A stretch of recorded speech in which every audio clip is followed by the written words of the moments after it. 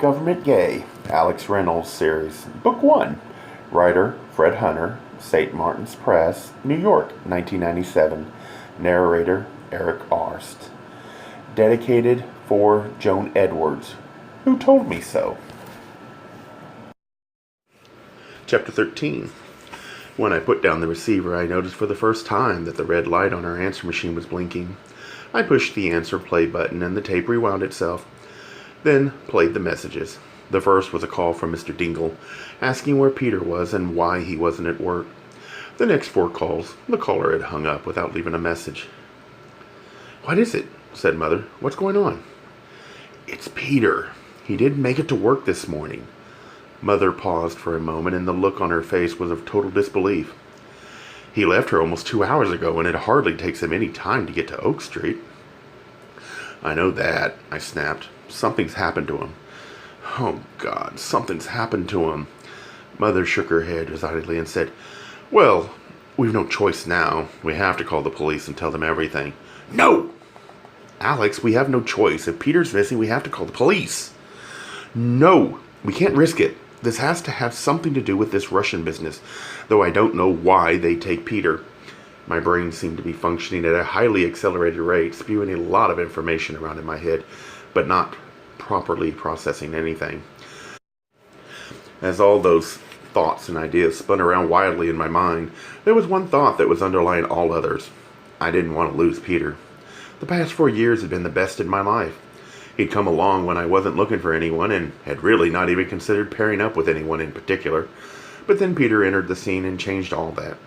He didn't have to work his way into my heart. He just arrived with his luggage one day and set up shop as if a room had always been ready for him there. Although I readily admit how much I love him, and I think that like everyone else, I'd be hard-pressed to admit how much I'd come to need him, but it's the truth, and life without him was something I hadn't considered since we'd met.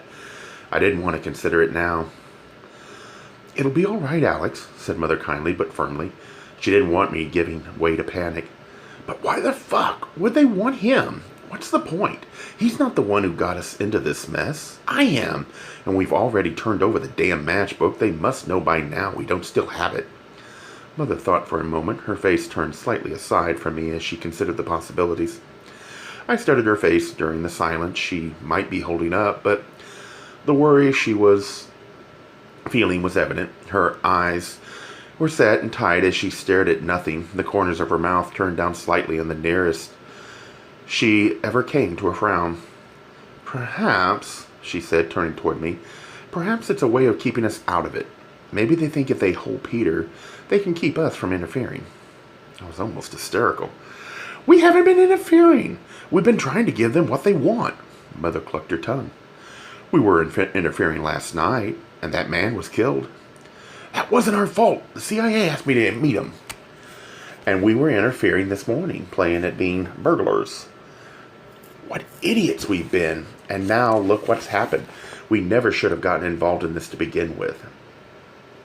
There was absolutely no note of recrimination in her tone when she said this, but her words stung anyway, and it must have registered on my face because she inhaled sharply when she noticed my reaction, and she crossed to me and put her hands on my shoulders.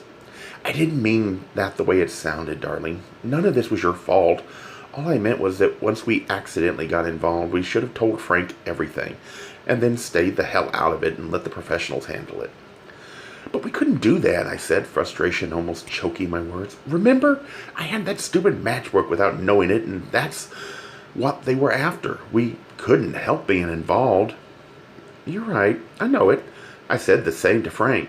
She shook her head as if she was dismissing all extraneous thoughts, then said, "Enough of that. There's no point going back over it now and wondering what we should have done. The question is, what are we going to do now?" "I don't know," I said. "I'm still in favor of calling the police. Alex, you must realize this has gone way beyond us." I don't know how the conversation would have proceeded from there, but as it happened, we were interrupted by a phone call. I was so weary of answering the phone again, I almost waited until the machine picked it up. But I remembered in time that whoever it was who'd been calling hadn't wanted to leave a message on the machine, and I had a feeling that whoever was trying to reach us was someone I needed to talk to. Mother stood by, watching in grim silence as I picked up the receiver and pressed it to my ear. I was so filled with trepidation that it was almost a full 30 seconds before I tentatively said, "Hello." "Mr. Reynolds, at last you've come home," said the Russian-accented voice. I plucked up some courage and said, "What do you want, Mr. Volkov?" There was a moment's silence during which I could sense the surprise of the caller, surprise and anger. "Ah, so you've discovered my name. It would be best for you if that was all you discovered. What do you want, Mr. Volkov?" There was another brief silence, and I could just feel the bastard smiling into his end of the phone. "I have something that belongs to you." I swallowed hard and said, "What?" "I believe you mean who. That's the proper word in this case, I think. I have taken your friend." I swallowed hard and, trying to keep the emotion out of my voice, said once again, "What do you want, Mr. Volkov?" "I want what Mr. Victor Haycheck gave you in that bar." I closed my eyes and gritted my teeth. "I don't have it. I gave it to the CIA." "Mr. Reynolds, I assure you that your friend is very uncomfortable. I would suggest you stop lying to me and do as I ask." I had a friend too, until last night. I had a friend. He seems to have gotten himself killed when meeting with you. I assure you that I will not hesitate to do the same to your friend. What is it that you say in your Bible? An eye for an eye, a friend for a friend? You don't understand. I do understand, Mr. Reynolds. It is almost noon. I will give you 3 hours to decide what you will do. I will call you back then. If you decide to be sensible, your friend will be back with you by tonight. If you are not sensible, you will not see him again. I'm sure I need not tell you that if you involve the police this time," he emphasized the last two words as if he knew we were directly responsible for the police having shown up the night before, "I will kill him anyway." The line went dead. The words reverberated in my head. "You will not see him again." "What did he say?" Mother said, waking me from my reverie. I looked at her and I was so tense. Now that I felt like my skin was tightening around my skull, like all the water had been sucked out of my body and my outer layer was stretching across my skeleton. "Just a minute," I said. I ran up to my room and retrieved my pack of cigarettes, pulled an ashtray from the desk drawer, where I kept it stashed just in case. I felt the need and brought both back downstairs. Mother was absolutely and unequivocally against smoking, but in my absence she had gone to the kitchen and brought out a pack of matches. "Here, darling," she said. "I'm sorry." It's all right. Now, what did he say?" I pulled a cigarette from the pack, which was still almost full, lit it, drew in some smoke, and began to pace as I exhaled. "Yes, Peter, and just as we thought, and he will give him back in exchange for what Victor Haycheck gave me in that bar." "Oh, dear," said Mother, sinking into a chair. Her expression was almost completely blank, save for the way her eyebrows drew nearer to each other in the middle. After a moment, she looked up and said, "Did you tell him we didn't have it?" "Of course I did. You heard me. I don't know why the hell they don't believe me. He told me that I have until 3 o'clock to decide to give it to him, and if I don't, he'll kill Peter." Mother watched me pace back and forth for a minute, then said as evenly as she could, "Alex, we have to call the police." "We can't," he said. Volkov said not to. He said if we called the police, he would kill Peter, no matter what. "Well, what are we going to do?" she said, rising from her chair. "Even if we wanted to give it to them, we don't have the damn thing. What are we going to do?" "I don't know. Jesus, I don't know." I took another drag on the cigarette and exhaled. It had the effect of holding back the tears that I was sure were going to break through soon anyhow. "I know," I said. "I didn't want to do this, but we can call Frank again." "No! But be sensible. Frank is our friend. But he can be discreet if we tell him." "No!" I said, and this time it was almost a shout. I took a deep breath to calm myself down and continued, "Can he discreetly carry out a manhunt? For God's sake, there's nothing we can do." "Alex, think. We know this bogus Martin is involved, and we know where he's staying now. We can tell Frank that, and he can bring him in." "Are you crazy? That would be doing exactly what Volkov said not to do." They're in it together. Volkov will know if the police have questioned Martin, or whatever his goddamn name is. Mother's expression hardened even more, and her eyes widened further. There is nothing else we can do, don't you see? We have to tell the police we don't have the matchbook, and we don't have anything else. All we have is the list of names we got from Martin's hotel room, and a good job that'll do us. We have barely 3 hours, and we don't even know where to start to identify them. I stubbed a cigarette out into the ashtray, which I'd kept in my hand as I paced around. I drew another one from the pack and lit it. Mother said nothing. A silence full of tension, unlike anything I'd ever experienced with Mother, had fallen between us. I continued to pace and smoke, and Mother stood in front of the couch, looking at the floor and unclenching her hands. I don't know how long we would have gone on like that had the doorbell not rung. I went to the curtains, which we were now keeping closed all the time, through some silent mutual consent. I peeked through a slit on the side and saw Frank standing on a doorstep. I wouldn't have thought it possible, but I tensed even more at the sight of him. Still holding the curtain, I looked over to Mom and said, "It's Frank." She looked up at me, and her expression was full of determination, but it was impossible to read exactly what she determined. I pointed my cigarette at her and said, "Not a word." She continued to stare at me impassively as I went to the door and admitted Frank. Frank could never really be considered a breath of fresh air, but at that particular moment he came into our house like a stale wind.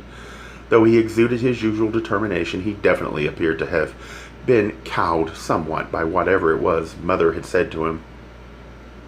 When they'd had their talk, I had the feeling that this visit was some sort of unspoken test or challenge, as if he were bent on pressing his position in Mother's life. It was just the added attraction we needed now. The worst part about it was that at this moment, I wasn't sure whether Mother stood. Not with Frank, but with me. She usually honors my wishes as much as possible, but at the same time, she's not one to give in when she feels very strongly about something. I knew that no matter how much I wanted to keep the police out of this, no matter how much I feared disobeying Volkov's edict, if Mother felt wrongly that we should tell them, she would. Frank said, "Hello, Alex," to me in a non-committal way, with a glance at my cigarette, the presence of which seemed to tell him something.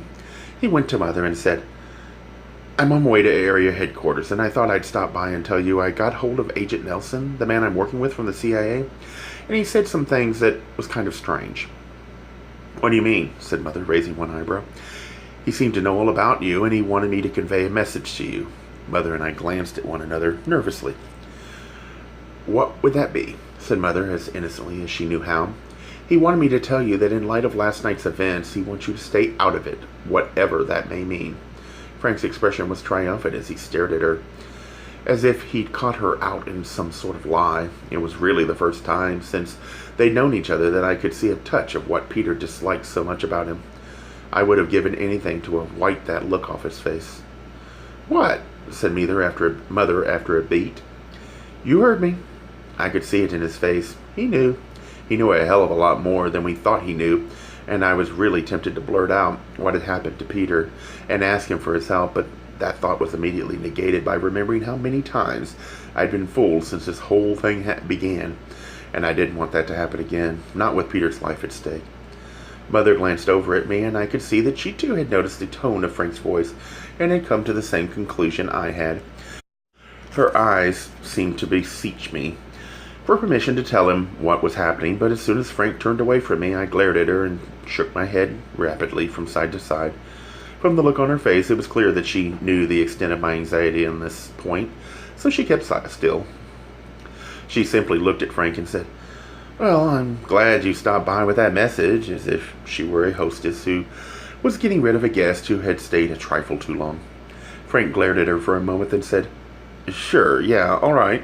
As he crossed to the door and opened it, Mother said, "Frank, I really do appreciate it." He glanced back at her, over his shoulder, more for effect, I thought, than anything else, and after this dramatic pause he said, "By the way, you know another Russian was killed last night?" Mother and I couldn't have looked guiltier if we'd pulled the trigger ourselves. I could see it on her face, and I could feel it on her mind. Mother's mouth barely moved as she said, "We haven't seen the paper yet today." Without another word, Frank passed through the door, closing it behind him. It was a relief when our own private policeman was gone. I took another drag from the cigarette, blew out the smoke, and said, "Thank you." Mother heaved the most disgusted sigh I'd ever heard from her and said, "I have never felt shabbier in my life. I have no room to feel shabby right now. It's all I can do to handle the panic. We have to figure out what we're going to do." We were silent for a minute, but both our minds were racing so quickly that if there had been a third person in the room, he could have heard our brainwaves. I went back to pacing back and forth and smoking as if there was no tomorrow. Mother dropped into the chair from which she'd risen earlier and brushed at her skirt. It was a nervous gesture that I rarely saw her exhibit, since she's not prone to nervousness. At last she said, "Perhaps we could give him a decoy. You took a matchbook with you last night, didn't you?" "Well, yes," I said, continuing my pacing, "but I had the CIA with me last night, too, and I never thought I'd actually have to give the thing to the guy. We can't give a decoy to Volkov. He must know that the real one looks like, and it doesn't look like any matchbook I've seen here. It was red and glossy. A Czech must have brought it with him from Russia." I puffed a few more times on my cigarette, then turned to Mother and said, "There's only one thing we can do. As I see it, get the real matchbook back. But Frank just got through saying that the CIA doesn't want us involved anymore." "What the hell do I care what the CIA wants? What have they ever done for me? We have to go and talk to Martin." "What makes you think they'll give it back to us?" I crushed the remainder of the cigarette out in the ashtray and laid the ashtray on a table by the couch. "I don't know. There's something really strange about this whole matchbook thing. Both Volkov and Fallman claim that I hadn't given it to the CIA, which is ridiculous because I did, unless..." "Unless what?" said Mother. "Unless the real Mr. Martin didn't turn it over to the field agents like he said he would." Mother paled at this suggestion, as if the thought that an actual CIA agent might do something shady was more deplorable than she cared to think about. I almost found that funny. At last she said, "Oh, but that's ridiculous. He must have given it to them. There's only one way to find out." "Well, what are you going to tell him?" said Mother, the frustration in her voice beginning to match mine. "I can't believe he'd just hand the thing over to you without explanation." "Then I'll just have to tell him what's happened to Peter and hope he'll let us handle this on our own way. We can't afford for the CIA to be involved anyway, not if last night is any indication. We don't have any choice. We've got to get that matchbook back." A Gay Mysteries audiobooks. I think it is easy to hate a label, but a face humanizes the word. So this effort is twofold: to offer comfort to those like myself that your world didn't end because you don't fit into the view of acceptable society on both sides, and in hopes of helping those with family that are LGBTQ, that it doesn't mean we are aliens from the child they once knew. Reassure them so they can maybe be supportive at the same time, being true to their values.